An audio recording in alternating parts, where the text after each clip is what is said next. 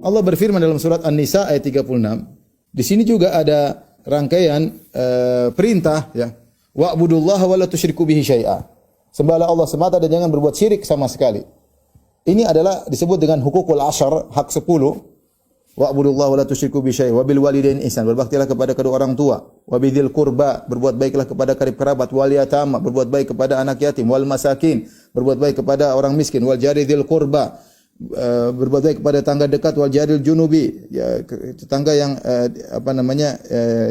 yang jadi sangat dekat sekali ya. Ada satu tetangga yang ada hubungan kerabat, jaril junubi, ada yang mengatakan istri, ada yang mengatakan teman safar, dan yang wasahibi bil jambi, dan teman dekat, wa binis sabil, orang musafir, wa ma malakat aimanukum, dan budak-budak kalian. 10 disebut hak. Yang pertama Allah sebutkan hak Allah. Wa'budullaha wa la tusyriku bihi syai'a. Beribadahlah kepada Allah semata, jangan berbuat syirik, sebelum Allah suruh yang lainnya. Sebelum suruh berbakti, suruh berbuat baik sama anak yatim, sama fakir miskin, sama tetangga dan seterusnya. Baik, kita lanjutkan. Ayat berikutnya surat Al-An'am ayat 151 sampai 153. Ini berbicara tentang hal-hal yang diharamkan. Hal-hal yang diharamkan apa saja? Banyak. Tapi yang pertama diharamkan Allah sebutkan adalah kesyirikan. Perhatikan ayat ini. Qul ta'alau atlu ma harrama rabbukum alaikum. Katakanlah wahai Muhammad kepada mereka, ta'alau, kemarilah. Atlu ma harrama rabbukum alaikum. Aku bacakan kepada kalian apa yang Allah haramkan bagi kalian. Jadi di antara metode dakwah, selain kita menjelaskan hal-hal yang merupakan ibadah, kita juga menjelaskan hal yang dilarang.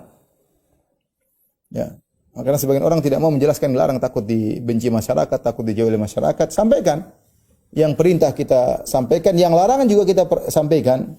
Ya, fadhailul a'mal kita sampaikan. Kemudian perkara-perkara dosa-dosa yang diharamkan juga kita sampaikan. Maka kata Allah, qul, katakanlah wahai Muhammad, ta'alau, kemarilah. Atlu ma harrama rabbukum alaikum. Aku bacakan kepada kalian apa yang Rabb kalian haramkan kepada kalian. Apa yang pertama? Alla tusyriku bihi syai'a. Jangan berbuat syirik sama sekali kepada Allah. Wa bil walidaini ihsana, kemudian berbakti kepada kedua orang tua. Wala taqtulu auladakum, jangan bunuh anak-anak kalian min imlaq, karena kemiskinan. Nahnu narzuqukum wa iyyahum, kami akan beri rezeki kepada kalian dan kami akan beri rezeki kepada anak-anak kalian sebagaimana rezeki kalian ditanggung oleh aku, kata Allah, ditanggung oleh kami, demikian juga anak-anak kalian rezekinya kami yang tanggung. Wala taqrabul fawahisha ma dzahara minha ma batan. Janganlah kalian mendekati perbuatan keji yang nampak maupun yang tersembunyi. Wala taqtulun nafsal lati harramallahu illa bil haqq. Janganlah kalian bunuh jiwa yang diharamkan untuk dibunuh kecuali ada haknya. Dzalikum wasaqum bihi la'allakum taqilun. Inilah wasiat yang Allah berikan kepada kalian, semoga kalian berfikir. Wala taqrabu, jangan lagi, ini larang-larangan semua. Wala taqrabu malal yatimi illa billati hi ahsan. Jangan kalian dekati, mengolah harta anak yatim kecuali dengan cara yang terbaik. Hatta yablugha asyuddah, sampai anak yatim tersebut menjadi dewasa. Wa auful kaila wal mizana bil qista. Hendaknya kalian penuhi takaran dan timbangan dengan adil. La nukallifu nafsan illa usaha, kami tidak memberi seorang kecuali kemampuannya. Wa idza qultum fa'dilu, kalau kalian berbicara maka adilah dalam berbicara. Walau kana dza qurba, meskipun kepada karib kerabat, jangan bela. Kalau dia salah bilang salah. Wa bi ahdillahi aufu, dan penuhilah janji Allah. Dzalikum wasaqum bihi la'allakum tadhakkarun. Inilah wasiat Rabb kalian kepada kalian agar kalian ingat. Wa anna hadza sirati mustaqima fattabi'uhu, dan inilah jalanku yang lurus maka ikutilah. Wa la tattabi'us subula fatafarraqu bikum an sabili. Jangan kalian mengikuti jalan-jalan yang menyimpang, maka kalian akan tercerai-berai dari jalan yang lurus. Dzalikum wasaqum bihi la'allakum tattaqun. Inilah wasiat Allah kepada kalian agar kalian bertakwa. Intinya, ketika Allah menyuruh Nabi menjelaskan tentang perkara-perkara yang haram, maka yang pertama Allah suruh adalah menjelaskan tentang haramnya syirik.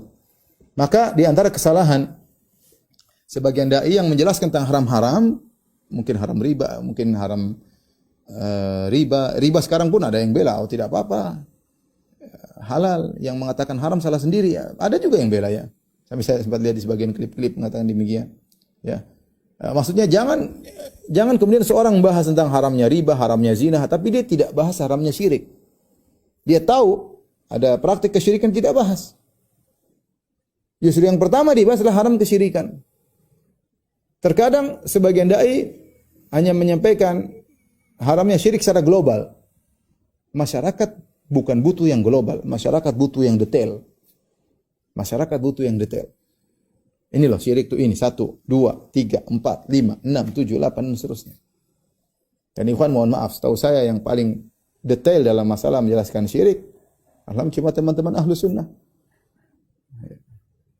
Saya mengatakan teman-teman salafiyun yang menyerangkan syirik dengan detail, tauhid dengan detail. Dari syirik besar, syirik kecil, syirik perkataan, syirik niat dengan berbagai macam model kesyirikan. Ya. Makanya kalau seandainya dakwah salafiyah berhenti, saya tidak tahu siapa yang akan mengingatkan orang-orang yang terjerumus dalam kesyirikan.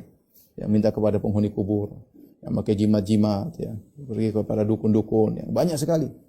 Ya, praktek kesyirikan di tanah air kita yang sajian-sajian, yang bikin sedekah laut lah, apalah macam-macam lah, mandi kembang lah, macam-macam model keris lah, inilah, anulah, banyak. Siapa yang jelaskan? Kawan-kawan yang jelaskan.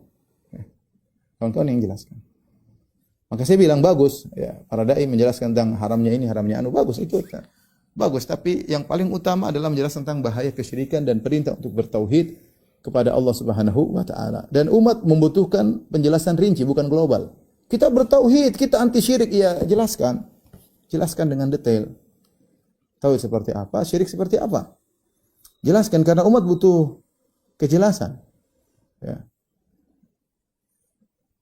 Kalau tidak dijelaskan, ya repot ya. Kenapa kalau begitu mulai ingin menjelaskan detail, tabrakan nanti ada sana, bertabrakan dengan yang sana, bertabrakan dengan tarekat ini, bertabrakan dengan itu resiko. Kita mencari keridhaan Allah Subhanahu wa taala, jelaskan tentang masalah tauhid detail, bagaimana agar orang tidak bergantung kepada makhluk, tapi hatinya bergantung kepada Pencipta. Itu harus dijelaskan kepada masyarakat.